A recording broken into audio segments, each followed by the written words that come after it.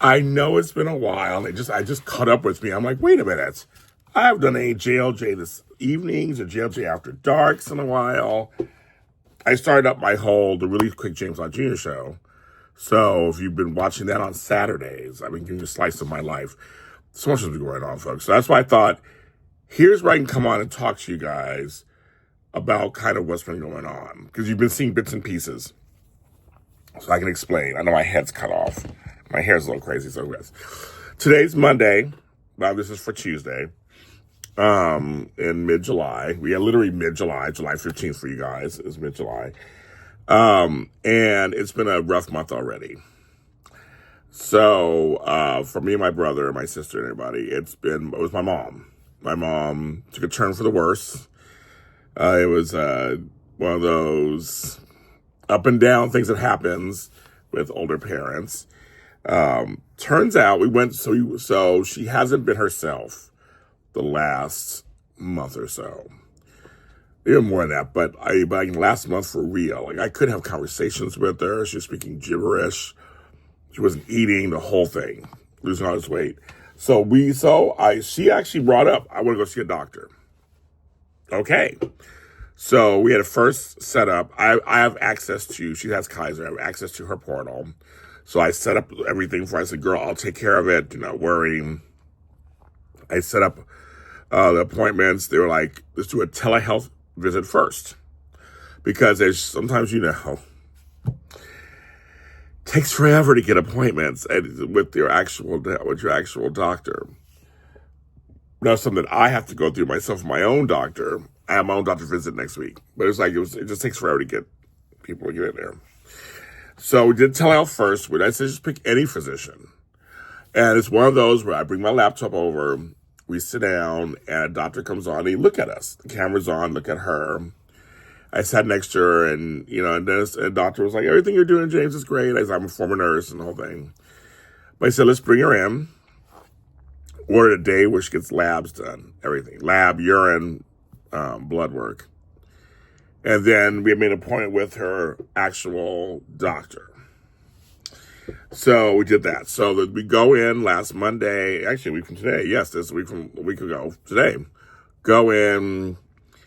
It's easy breezy cover girl. She gets the blood work done, do the urine. And for us, it's hard to get blood drawn. I got blood drawn today. And actually there's no bruising. The girl was good today. Got it. And I'm doing a show. I'm literally sitting right here, doing a show, doing a live show, and just like that with my girl Emily May. And I we're doing our show, and I'm like, okay, let's just keep it moving. And it looks just like you're where my phone was positioned on off, well not off, on silent. And so I'm looking over, and I keep seeing my phone blowing up for my mother at first because I read me a lot. Okay. And I'm keep going. And then I see Kaiser calling me. So it's like, I'm trying to continue to do and we're actually towards the end of my show. So it actually worked out on some level because we're towards the end of the show. But it was kind of like, I'm trying to okay, let's wrap this up, man. Let's go. We gotta go. Whatever. So I wrap it up. Hear my mother's message. They're going to call you about bringing me into the ER. What are you talking about? So the lab work was so fast that apparently it showed extremely high amounts of calcium.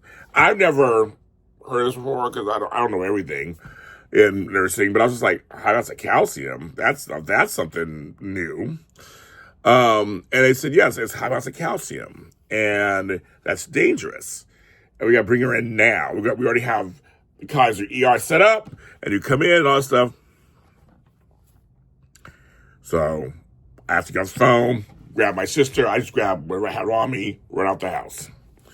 Have to go get my mom, which is the opposite direction, grab her, and then drive her to Kaiser. Well, long story short, I was there 6 hours overnight. I was starving. The nursing staff was so nice. They got me food at the end. They had some stuff at the end they gave me because I was starving. They told my mother she had to stay in the hospital.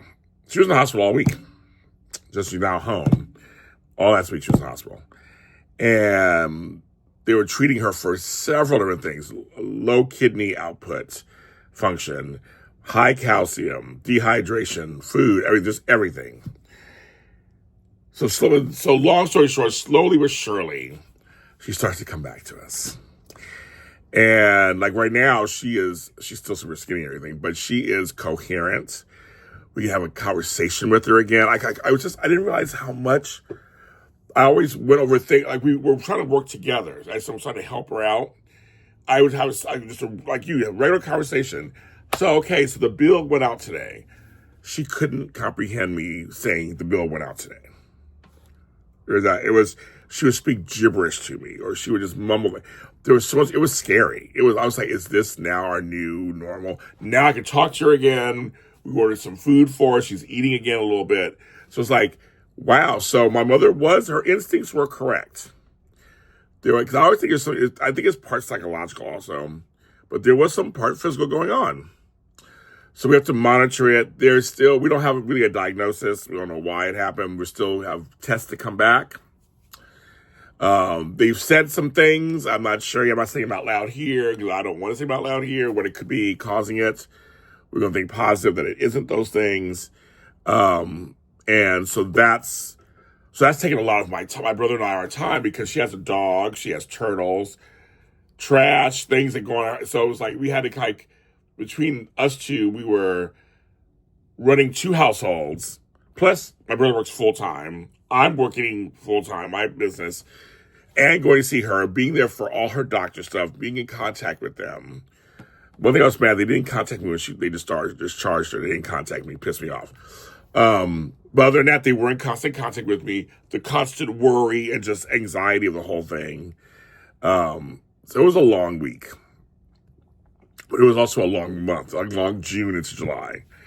We're hoping this gets a little better. And so folks were like, you didn't make it to Indiana. Nope, I didn't make it to Sacramento. I didn't make it anywhere I was supposed to go because I had to be here complete for her. And we're not done. She has another doctor's visit on Thursday. I'm going to be there for that. I have my own doctor's visit next Tuesday, so I got to take care of that. It's like there's all kinds of stuff going on between me and her. And I'm having to try to find ways to take care of myself at the same time while I'm trying to take care of her stuff.